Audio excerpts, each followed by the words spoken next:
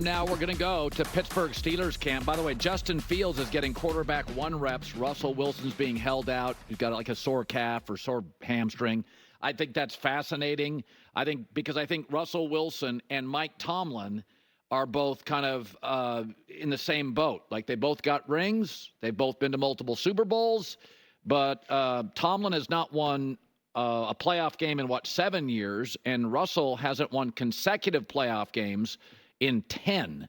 And both have, reputations, that there was a time Russell Wilson had a Hall of Fame shot about 4 years ago. You thought he had a shot. Mike Tomlin may or may not get in. Pretty tough, but Mike Shanahan's not in the Hall of Fame. It's tougher for coaches. But I will tell you that I think it's kind of fascinating because we talked about this yesterday, and that's why I want to go to Steeler camp. Justin Fields is a really popular kid. He's a nice kid. He's popular. He's going to be wildly impressive. And this Steeler team got a lot of young players. They're going to like him. Russell is rich, not a galvanizer of a locker room. I mean, that's what history says in Seattle and Denver. He's not a big galvanizer, not a big unifier. I like him when I meet him. Or Ciara. I think they're fine. Like him. But whatever it is, he's not going to have like 12 teammates at his wedding. Like that's not how he rolls. And so Justin Fields is the opposite. Even to the last day, the top players for the Bears loved him. So if he starts getting reps and listen, we saw practice video for years. He is a world-class athlete, and he connects with a lot of the young teammates. It's going to be very, very interesting. So Mike Tomlin needs Russ to perform, and Russ needs Mike Tomlin's support because we were talking about this morning as a staff. If Russell doesn't do well this year, where's he go? He's not winning as much as Dak. Right? Like, look at the quarterbacks on the market next year, potentially, if Dak doesn't get paid. I think he will. I mean, Russell's not winning. He's not as elusive. His superpower, Dak's superpower is his maturity and his unifying quality, his authenticity. That's Dak. It's not his arm or his legs. Dak is the unifier. He's liked. He's respected. He's mature. That's his superpower. Russell's superpower was moving around. He doesn't move around like he used to. So, I mean, every top quarterback has a superpower. Lamar at his feet, Josh Allen at size, Mahomes at arm. And so, like if Russell doesn't win this year, what's his market? Now, Tomlin doesn't win this year. Let's say they go 8-9, 9-8. He could get a job in 5 minutes in the NFL or at a network that has the NFL. I don't worry about that. But I think it's an important year. Like they would both love to get a very big extension. And as good as Mike Tomlin's been, we just saw Bill Belichick get fired. Andy Reid's been fired. Pete Carroll's been fired. John Harbaugh was on the hot seat before Lamar Jackson. We've seen Jim Harbaugh get in trouble in San Francisco. All right, he has never missed the tournament as long as he has been in Gonzaga. He is now since 2022, Team USA assistant coach. Mark Few, my buddy, Team USA assistant coach, joining us live in Paris. They face Serbia on Sunday. Look at you. You have lived quite a life, my friend, and now you've got this team. My kids are over there, by the way. They're loving it. Unlike you, they're not working. They're just sponging off Dad. But you are over there right now. Here's a question. So when you look at the FIBA rules, 3-point line's closer. You can camp in the key. You can goaltend, which I think the NBA should adopt. How do you coach different? Is it hard to take NBA guys and say, guys, we got all sorts of different rules? Well, first of all, it's great to see you, my friend. FIBA is a lot different. As it says, actually, we have our whole film room kind of with different phrases and words, kind of get the guys dialed in. But it is. To be honest with you, it's much more like the college game. There's probably 25% less possessions on average. It's a much more physical game. As you alluded to, you can camp in the key like you can in college on defense. The help side just stays in there. And then, it's different. I mean, the NBA is a lot of isolations, get the switch, play against that.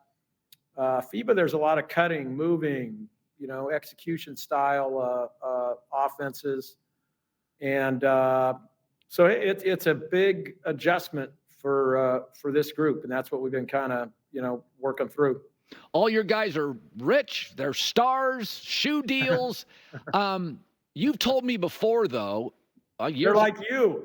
Yeah, sure, my shoe deals. But I always am kind of impressed how good the chemistry is with Olympic teams. Take me there. Why these stars all sort of say, hey, man, I'm in on this. Are you ever surprised by is it easy? I mean, it's been great to just be a part of. I mean, they genuinely, really, truly like each other and enjoy being around each other. It's not fake. I think there's just such a respect for each other's games and for each other. Gosh, that's against a Gonzaga guy right there. That's LeBron going right at Philip Petrusev. Come on now, who picked that highlight out? It's real though, and I think it's based, out of respect, and then a lot like these guys have played against each other, whether it's in AAU or obviously in the NBA seasons and in playoffs, and it's just I think they just love being on the same team with each other. Now the flip side of that, Colin, is they're such good guys and trying to be so unselfish. I mean, we've had to kind of remind a lot of them to just they play their game and play to your strengths and take that. Your instinct is to take that shot. So, take it when that opportunity comes and not, make a nice pass, just trying to be a good guy.